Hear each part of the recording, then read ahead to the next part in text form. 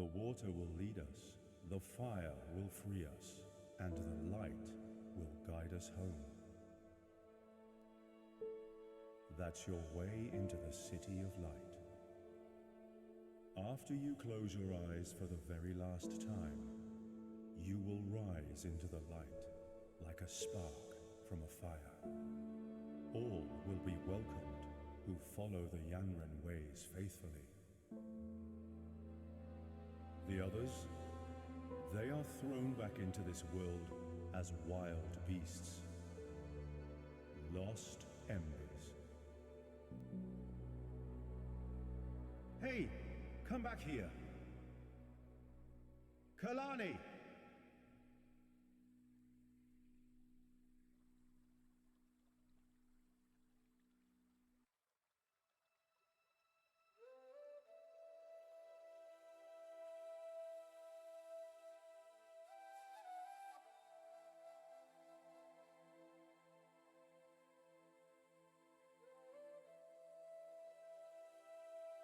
All sharing options. Lost Ember tells a human story without humans.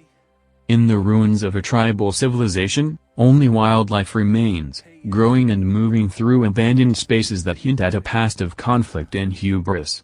By placing you in the paws, wings, and fins of various animals, the game pushes you to consider what nature can teach humanity, and the need to rethink entrenched beliefs and assumptions.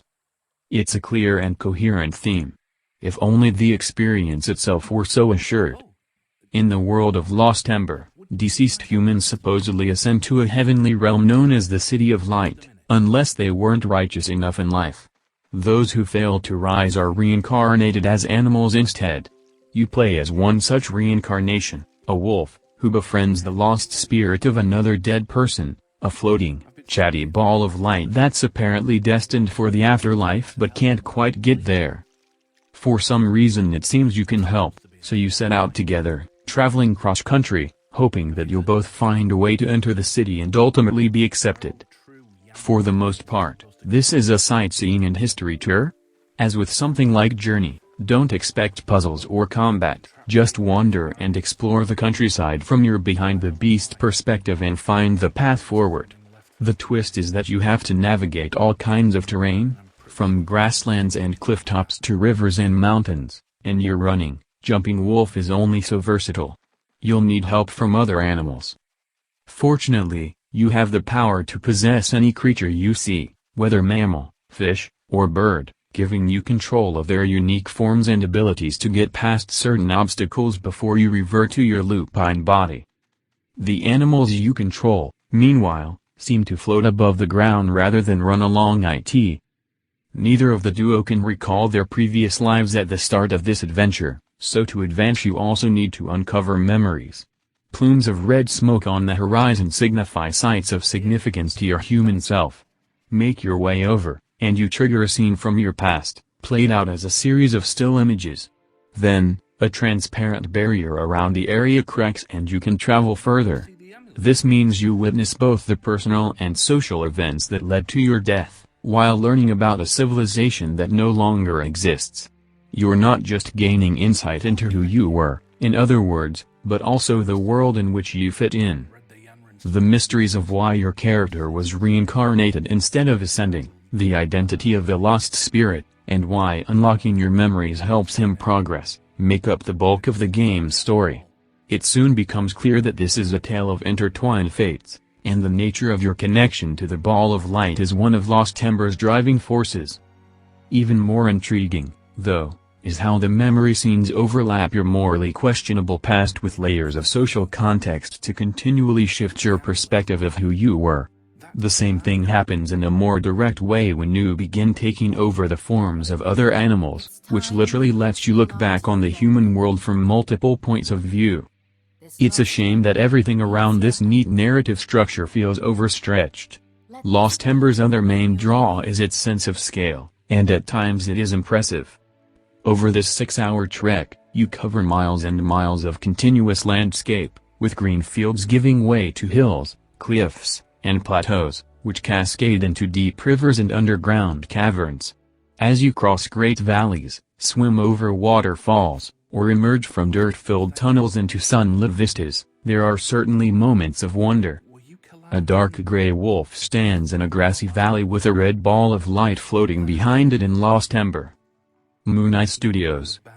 But the breadth and openness comes at great cost to detail and performance. Basic geometry and muddy textures do a disservice to some potentially spectacular views. Features of the land pop in at close range, and the screen usually freezes for a moment when a new piece of landscape loads in. The animals you control, meanwhile, seem to float above the ground rather than run along it, bouncing and sliding off low walls with weightless animation. The characters and scenery just barely function together, rather than existing in a state of natural harmony. These technical issues matter in a game that's all about sensations, where the hook is in finding different animals and test driving their rolling, tunneling, or hovering movements to get where you need to go.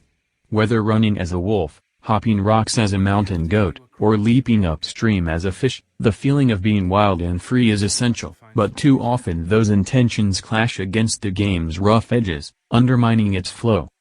There are around a dozen types of animals in Lost Ember, but they're introduced slowly, so the first half of the game involves a lot of repetition. And when each animal is so simply designed, with just one unique trait that helps you progress, armadillos burrow under walls, ducks glide over gaps, they're only briefly entertaining. It's disheartening when you spot a bunch of creatures scurrying around ahead, only to realize it's yet another gang of wombats, whose only real use is squeezing through narrow passageways. There's no real challenge or sense of discovery.